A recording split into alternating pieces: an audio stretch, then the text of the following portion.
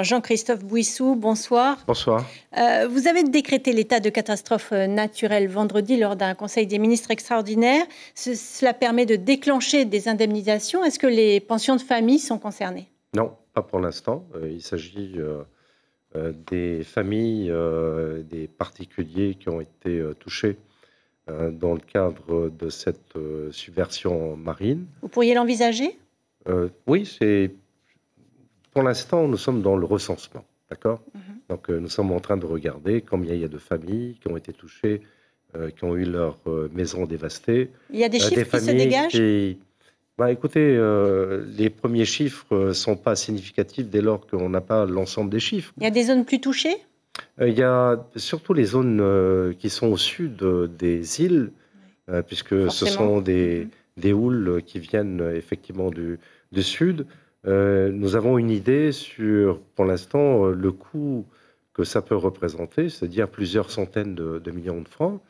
Dans nos dispositifs, les entreprises, les pensions de famille ne sont pas à l'intérieur du dispositif, mais ça ne veut pas dire qu'on ne peut pas prendre en considération. Il y a une chose qui est sûre, c'est qu'avant de prendre en charge, comme je viens de voir, des dépenses, faut-il encore que l'on soit d'accord sur les dépenses en question. On ne peut pas lancer des travaux et puis dire « vous nous remboursez ». C'est pareil de construire des murs sur les plages. Il faut-il encore qu'il y ait des autorisations qui soient données. Il faut une expertise. Ce que je veux simplement dire, c'est qu'il ne faut pas non plus s'attendre à ce que l'État-providence soit là pour tout et n'importe quoi. Ce seront des aides matérielles ou en numéraire? Ce sont des aides, évidemment, en matériaux de construction, reconstruction de maisons, voire même au niveau de l'intérieur des maisons pour, par exemple, le réfrigérateur, le four, le matériel, les équipements ménagers, les matelas, les lits, etc. L'État est mis à contribution également. Ce qu'on souhaiterait, c'est que l'État vienne aussi à contribution, comme on l'a fait par le passé. Ce n'est pas du systématique, mais on a bien bon espoir que ce soit ainsi. Mais je voudrais rassurer quand même sur les entreprises. On connaît bien les pensions de famille que l'on vient de voir ce soir. Voilà, la porte n'est pas fermée. Faut-il encore que l'on regarde de près combien de gens ça concerne? Merci Jean-Christophe Bouissou. La forte houle signe peut-être du changement climatique qui se profile. C'est l'un des thèmes abordés lors du 51e sommet du Forum des îles du Pacifique à Suva, auquel vous avez assisté. Parmi les temps forts de ce forum, l'intervention de la vice-présidente des États-Unis, Kamala Harris. Elle a clairement affiché sa volonté de renforcer la présence américaine dans la région avec l'ouverture de 2 nouvelles ambassades au Tonga et au Kiribati. Une aide de 600 millions de dollars est également prévue. Jean-Christophe Bouissou, c'est un vrai coup diplomatique de la part des États-Unis lors de ce forum? On peut le dire. On peut le dire parce que c'est vrai que pendant toutes ces dernières années, il n'y a pas eu grand intérêt de la part des grands pays, que ce soit les États-Unis ou la Chine. La Chine ne s'est jamais manifestée de cette sorte. On peut quand même dire que depuis un certain nombre d'années, la Chine a commencé à s'intéresser au développement économique de nos pays. Mais ce n'est pas affiché au forum pour autant? Si, parce que le forum a toujours accordé la dernière journée pour que les grands pays viennent s'exprimer. Et en l'occurrence, cette fois-ci, les États-Unis ont trouvé, j'irais, à s'immiscer à un moment donné dans le cadre de nos réunions pour annoncer un certain nombre d'engagements, cet engagement de 600 millions de dollars sur 10 ans.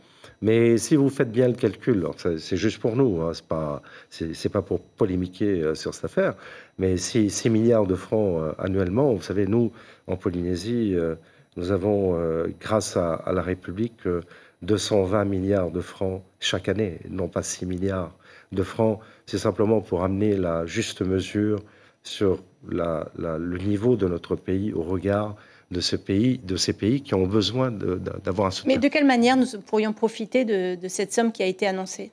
Parce que nous sommes membres du Forum. Depuis 2016. Du coup, concrètement, comment ça va se traduire? Ce sont des aides? Ça va se traduire, par exemple, dans le domaine de la pêche, en termes de régulation.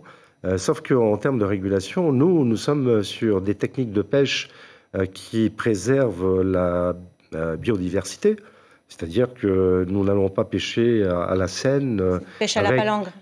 Nous sommes sur la pêche à la palangre, donc on pêche en fonction de nos besoins et de nos exportations. D'ailleurs, la preuve, c'est que ce qu'on exporte, c'est-à-dire environ 2000 à 3000 tonnes de poissons annuellement, c'est largement plus que ce que certains pays de la zone Pacifique, c'est-à-dire du Forum, peuvent bénéficier au travers de l'agence de pêche qui gère pour le compte de l'ensemble de ces pays, ce qui n'est pas notre cas, puisque nous ne sommes pas partie prenante à l'intérieur de l'agence de pêche.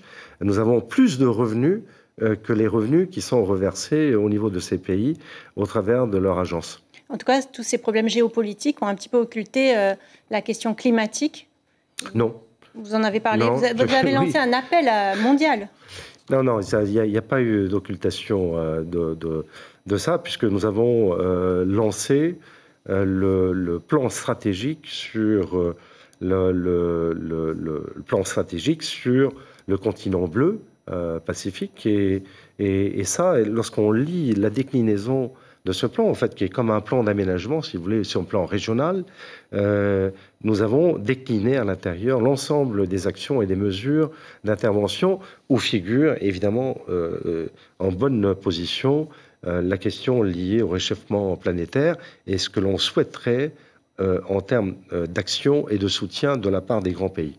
Une dernière question, Jean-Christophe Bouissou. Vous êtes vice-président, mais aussi membre du conseil municipal de Fa'a. Une célèbre franchise américaine de fast-food va s'installer dans la commune l'année prochaine. Vous étiez favorable à ce projet ? Ce n'est pas une question qui était posée au sein du conseil municipal, mais je vais vous répondre. Vous savez, je ne fais pas partie de ceux qui vont dicter la manière dont les gens doivent consommer.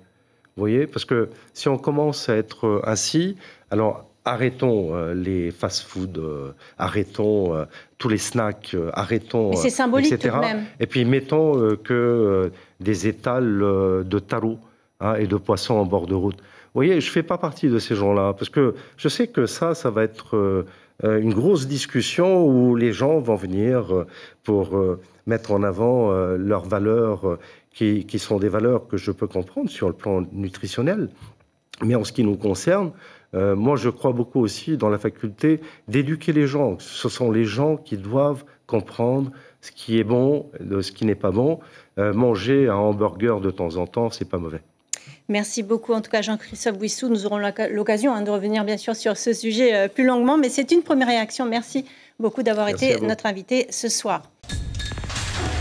L'information en continu sur Polynésie la première, Internet et réseaux sociaux.